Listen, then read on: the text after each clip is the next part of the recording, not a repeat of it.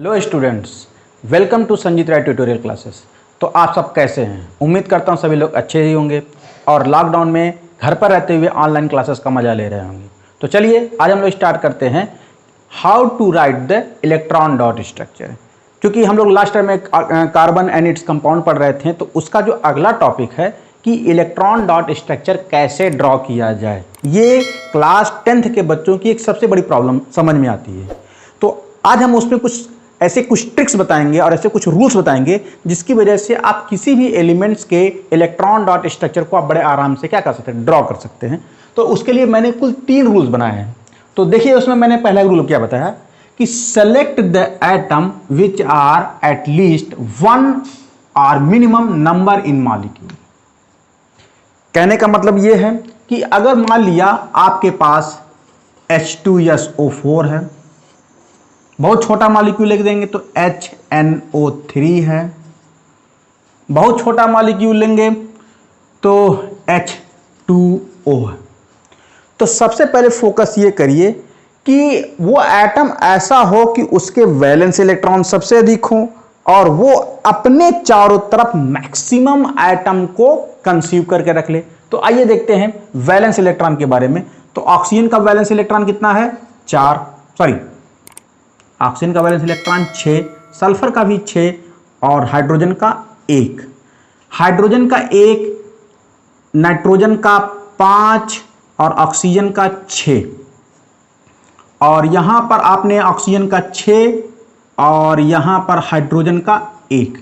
तो आप ये कैसे आइडेंटिफाई करोगे कि आप इस एलिमेंट के किस प्रकार से उनके इलेक्ट्रॉन डॉट स्ट्रक्चर को ड्रॉ करें? तो देखिए सबसे पहला नियम ये है कि जब भी आप उन एलिमेंट के वैलेंस इलेक्ट्रॉन को उनके सरफेस पे लिख दें तो सबसे पहले आपको सेलेक्ट करना होगा कि सेलेक्ट द मिनिमम एटम। यानी अगर आपको कोई एक एटम ऐसा मिले जिसके वैलेंस इलेक्ट्रॉन बराबर हो या कोई कम हो, तो आप ये देखिए सबसे कम संख्या में कौन एटम प्रेजेंट रहता है। तो आइए देखते हैं यहां पर हाइड्रोजन कितना है? 2, ऑक्सीजन कितना है? 4 और सल्फर कितना है? 1। सर्कल कर लीजिए। उसी तरह से यहां पर देखिए हाइड्रोजन कितना है? 1, नाइट्रोजन कितना है? 1, ऑक्सीजन कितना है? 3। तो आप इन दोनों को सर्कल कर लीजिए। और उसके बाद वहां पर आप देखिए यहां पर हाइड्रोजन कितना है? 2 और यहां पर ऑक्सीजन कितना है? 1। तो आप 1 को सर्कल कर लीजिए। तो मैं आपको बहुत आसान से ट्रिक्स बताऊंगा कि जिस एटम की संख्या उनके मॉलिक्यूल में सबसे कम हो तो आप तुरंत समझ जाइए कि मुझे ही उसको क्या बनाना है, मिनिमम या सेंट्रल एटम बनाना है। तो सेंट्रल एटम बनाने के लिए हमने क्या किया? सल्फर का चुनाव कर लिया यहां पे। अब जब यहां पर आप आएंगे, कहेंगे सर यहां पे हाइड्रोजन भी 1 है, नाइट्रोजन भी 1 है, तो हम इन दोनों में से किसको बनाएंगे? तो सबसे पहले याद रखिएगा कि जब ऐसे 2 एलिमेंट जिनके एटम्स बराबर हों तो आप तुरंत चेक करें उनकी वैलेंसी कितनी है। तो यहां पर आप देखेंगे हाइड्रोजन का 1 और नाइट्रोजन का कितना है? 5। तो जिन 2 एटम की वैलेंसी जब डिफर करेंगे तो आप देखेंगे कि जिसकी वैलेंसी सबसे ज्यादा आए संख्यात्मक रूप से, तो आप उसी को क्या बनाएंगे? Central atom. और यहां पर ऑक्सीजन को बनाना है, सिंपल सी बात है। तो जब आप ऐसे बना लेंगे तो क्या कर, right over them there valence electron. जब आप सेंट्रल एटम का चुनाव कर लें तो आप उसके ऊपर क्या लिख दें? उनके वैलेंस इलेक्ट्रॉन लिख दें। जैसे मैंने लिख दिया, यहां पे मैंने सल्फर का चुनाव लिख किया है, यहां पे मैंने नाइट्रोजन का चुनाव किया है और यहां पर मैंने ऑक्सीजन का चुनाव किया है। तो आप लिख देंगे इनके वैलेंस इलेक्ट्रॉन। तो मैंने यहां पे इनके वैलेंस इलेक्ट्रॉन लिख दिया 1, 2, 3, 4, 5, 6। यहां पर इनके कितने हैं? 5। तो 1, 2, 3, 4, 5 और यहां पर लिख देंगे 1, 2, 3, 4, 5, 6। Right over there valence electron. मैंने सभी के वैलेंस इलेक्ट्रॉन उन एटम के सेंट्रल एटम पे लिख दिए। सेंट्रल एटम का कैसा चुनाव करना था ये मैंने आपको बताया। उसके बाद थर्ड ऑप्शन पे आ जाएगी, मेक देम ऑक्टेट और duplex by sharing electron with surrounding atoms. उसके बाद उनको कवर करने वाले, याद करिए सराउंडिंग एटम किसको कहेंगे, सराउंडिंग एटम उन्हीं एटम्स को कहेंगे जिनकी संख्या उस मॉलिक्यूल में सबसे ज्यादा हो। तो यहां पर देखिए अगर हम कहें H2SO4 है तो H2SO4 में सबसे ज्यादा संख्या किसकी है, ऑक्सीजन की। अगर हमने कह दिया HNO3 है तो HNO3 में सबसे ज्यादा संख्या किसकी है, ऑक्सीजन की। और यहां पर किसकी सबसे ज्यादा संख्या, हाइड्रोजन की। तो जिनकी जिनकी संख्या सबसे ज्यादा होती है उन एटम को उस ऑक्सीजन उस मॉलिक्यूल के साथ क्या सराउंडिंग में लिख देते हैं। तो मैं इसको यहां पे लिखने की कोशिश करता हूं कि अगर हम सल्फर के इलेक्ट्रॉनों को थोड़ा सा जो कि सेंट्रल एटम है उसको आप स्टार से हमेशा दिखाइए, तो स्टार बना दीजिए, ऐसे क्रॉस बना दीजिए। कितने हैं, 4, तो लिख डालिए 1 2 3 4। उसी तरह से नाइट्रोजन का कैसे है, नाइट्रोजन के कितने हैं, नाइट्रोजन के 5 हैं, तो 3 है, 1 2 3। उसी तरह से पानी का देखेंगे तो पानी में एक ऑक्सीजन मॉलिक्यूल, 1 2 3 4 5 6। कितने एटम से घिरा हुआ है, 2 एटम से, 2 हाइड्रोजन लिख दिया जाए। अब देखिए जब आप ऐसे एटम को सराउंड करके लिख देंगे तो आपका यहां पर उद्देश्य क्या होता है, मेक देम ऑक्टेट। पहले हमको क्या बनाना है, उस एलिमेंट का ऑक्टेट बनाना। और ऑक्टेट कैसे बनना चाहिए, शेयरिंग में बनने चाहिए हमेशा, यानी इस एटम का भी 8 बनना चाहिए और उसके पड़ोसी का भी 8 बनना चाहिए। तो सबसे पहले ऑक्सीजन का चेक कर लेते हैं, 1 2 3 4 5 6, यह ऑक्सीजन का वैलेंस इलेक्ट्रॉन हो गया। यहां पर 1 2 3 4 5 6, 1 2 3 4 5 6, 1 2 3 4 5 6। तो आप देखेंगे यहां पर इस ऑक्सीजन का जब ये अपने 2 इलेक्ट्रॉनों को सल्फर के साथ शेयर करता है तो इसका 8 पूरा हो जाता है। यहां पर भी नीचे वाले ऑक्सीजन का अपने 2 इलेक्ट्रॉन को जब सल्फर के साथ शेयर करता है, 2 इलेक्ट्रॉनों का शेयर करता है तो इसका ऑक्टेट पूरा हो जाता है। लेकिन नीचे के दो ऑक्सीजन एटम हैं, तो अगर आप गिनेंगे इस इलेक्ट्रॉनों को लेकर के तो 1 2 3 4 5 6 7, 1 2 3, यहां का भी 7, लेकिन 8 पूरा नहीं हो रहा है। तो ऐसे कंडीशन में उस मॉलिक्यूल में देखिए कुल कितने हाइड्रोजन एटम है, 2। तो इनके ऑक्टेट को पूरा करने के लिए आप हाइड्रोजन के इलेक्ट्रॉनों को उनके अगल बगल लिख देंगे। तो आप देखेंगे तो मेक देम डुप्लेक्स, इसका शेयरिंग होने पर इसका हाइड्रोजन का हमेशा डुप्लेक्स ही बनेगा। तो इसके 2 हो गए, इसके 2 हो गए। चूंकि ये इलेक्ट्रॉनों को शेयर किया हुआ है तो इस ऑक्सीजन का देखिए कितना होता है, 8, और इस ऑक्सीजन का कितना हो गया, 8। अगर आपने नाइट्रिक एसिड का बनाया है तो यहां पर ऑक्सीजन का आप डुप्लेक्स वैलेंस इलेक्ट्रॉन लिखिए, 1 2 3 4 5 6, 1 2 3 4 5 5 6।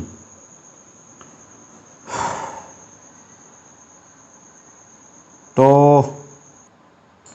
नाइट्रिक एसिड के केस में आप नाइट्रोजन के आउटर मोस्ट में कितने इलेक्ट्रॉन लिखे हैं, 5। यहां पर देख लीजिए टोटल कितने इलेक्ट्रॉन है, 5। तो इसकी 2 इलेक्ट्रॉनों की शेयरिंग इस ऑक्सीजन के साथ कर दीजिएगा। जहां पर ये बनाएगा इनके साथ एक डबल बॉन्ड बनाएगा, और यहां पर ये अपने दोनों इलेक्ट्रॉनों को इसके ऑक्टेट को पूरा करने के लिए अपने दोनों इलेक्ट्रॉनों को इसको क्या कर देगा, डोनेट कर देगा, कोऑर्डिनेट बॉन्ड बनाएगा। और यहां पर ये अपने एक इलेक्ट्रॉनों को ऑक्सीजन के साथ शेयर करेगा। तो देखिए मैं सबके ऑक्टेट पूरा कर रहा हूं। इस हाइड्रोजन का हो जाएगा डुप्लेक्स, और इस ऑक्सीजन का हो जाएगा ऑक्टेट, इस ऑक्सीजन का हो जाएगा ऑक्टेट, और इस ऑक्सीजन का भी हो जाएगा ऑक्टेट। और नाइट्रोजन का देखेंगे, नाइट्रोजन का देखिए 1 2 3 4 5 6 7 8, और नाइट्रोजन का भी हो जाता है 8। और इस प्रकार से नाइट्रोजन की नाइट्रेट के भी यानी नाइट्रिक एसिड के भी हमारे इलेक्ट्रॉन डॉट स्ट्रक्चर बन जाते हैं। और वही हाल आपके वाटर मॉलिक्यूल में, क्योंकि आपने ऑक्सीजन को चारों तरफ से 2 हाइड्रोजन मॉलिक्यूल से आपने सराउंडेड कर दिया, तो यहाँ पर इनके 2 इलेक्ट्रॉन अपने वैलेंस इलेक्ट्रॉन हाइड्रोजन के लिख दिए जाएंगे।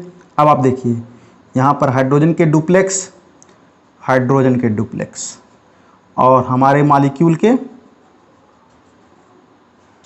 लिख दिए जाते हैं। इस प्रकार से आप अलग अलग एलिमेंट के इलेक्ट्रॉन डॉट स्ट्रक्चर को लिख देते हैं। हाँ स्टूडेंट्स, अब हम आपको इन 3 अलग अलग एलिमेंट कंपाउंडों के हम इलेक्ट्रॉन डॉट स्ट्रक्चर के बारे में इनकी स्टडी करते हैं।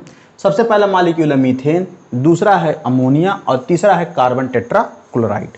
तो सबसे पहले देखते हैं क्या होता है। मैंने आपको पहले बताया क्या कि आप उस एटम को सेलेक्ट करिए जिनकी संख्या उस मॉलिक्यूल में सबसे कम हो, तो आपको मिलेंगे कार्बन, नाइट्रोजन और कार्बन। जैसा कि आपको पता है कि जिनकी संख्या सबसे कम होती है उनको बनाते हैं सेंट्रल एटम।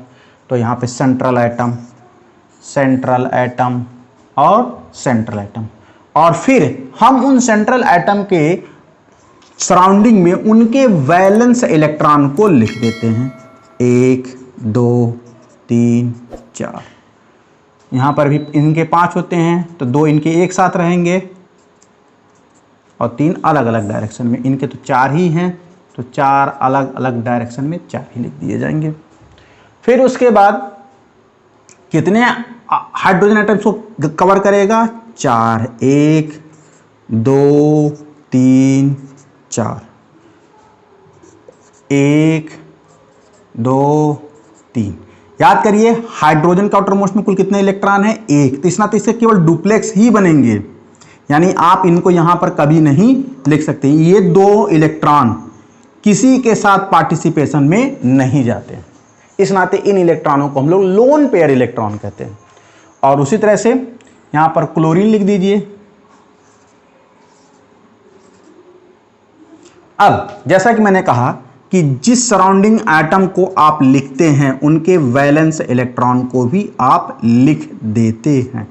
तो जो आप लिखते हैं तो आप हाइड्रोजन के डुप्लेक्स बनाइए।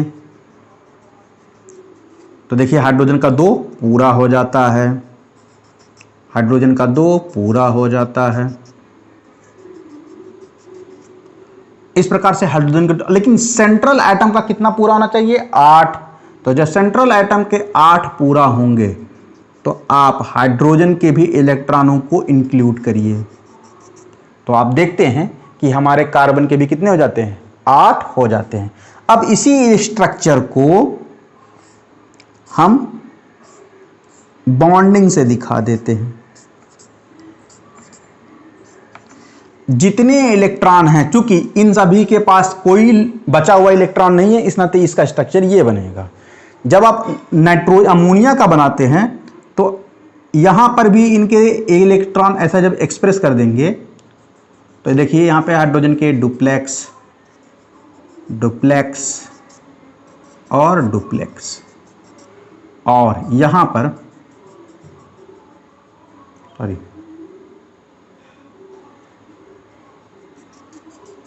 देखिए इनके 8 पूरे हो जाते हैं। तो जब इनको आप दिखाएंगे तो नाइट्रोजन इनके 2 इलेक्ट्रॉन, बाकी 1 2 3, हाइड्रोजन हाइड्रोजन हाइड्रोजन।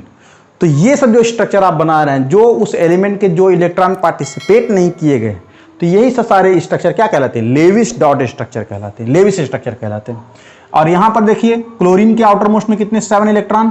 तो 1 2 3 4 5 6 7, 1 2 3 4 5 6 7, 1 2 3 4 5 6 7, 1 2 3 4 5 6 7।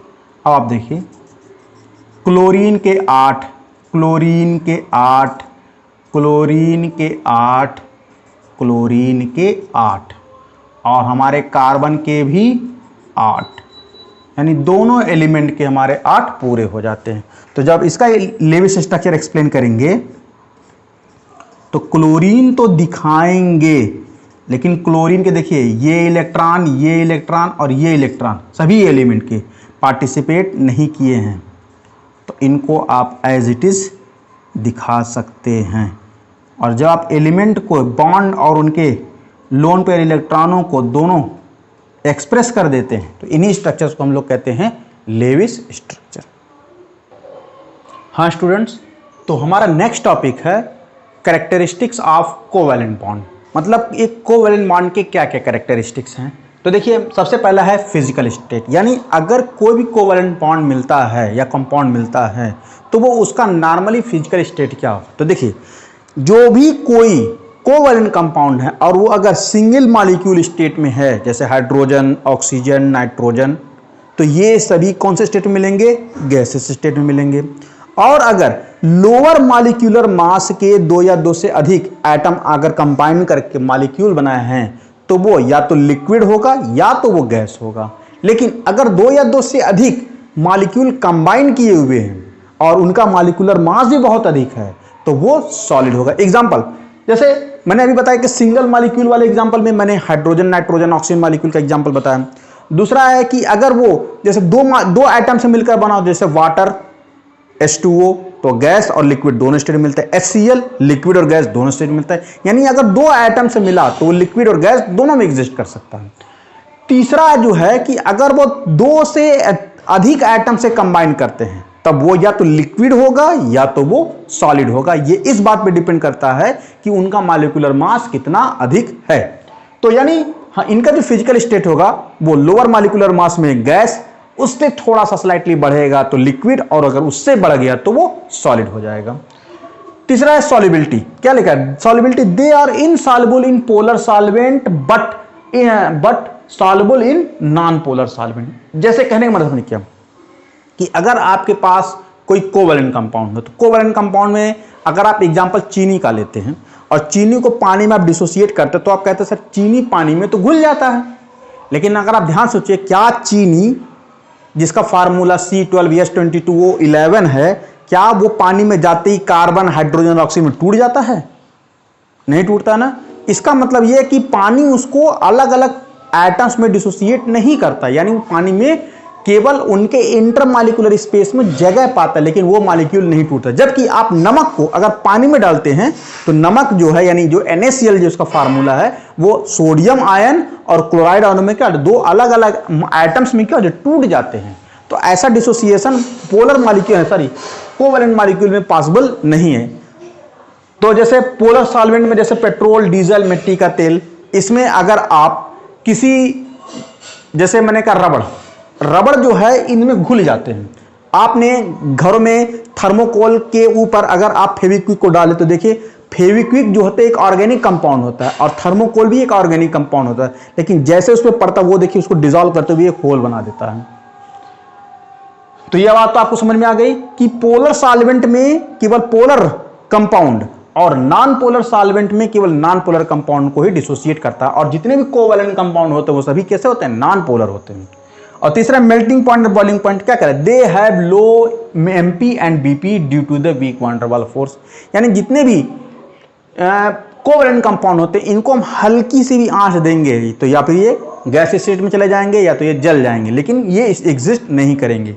और चौथी बात इलेक्ट्रिकल कंडक्टिविटी की, यानी इनके जितने भी कंपाउंड होते हैं चूंकि इनके पास कोई भी इलेक्ट्रॉन फ्री नहीं होते, क्योंकि सारे इलेक्ट्रॉन शेयर करके ये पैक हो जाते हैं, और जब सारे इलेक्ट्रॉन पैक हो जाते हैं तो ये इलेक्ट्रॉनों की कंडक्टिविटी नहीं कर सकते, इस नाते ये इलेक्ट्रिकली इंसुलेटर होते हैं। Is that clear?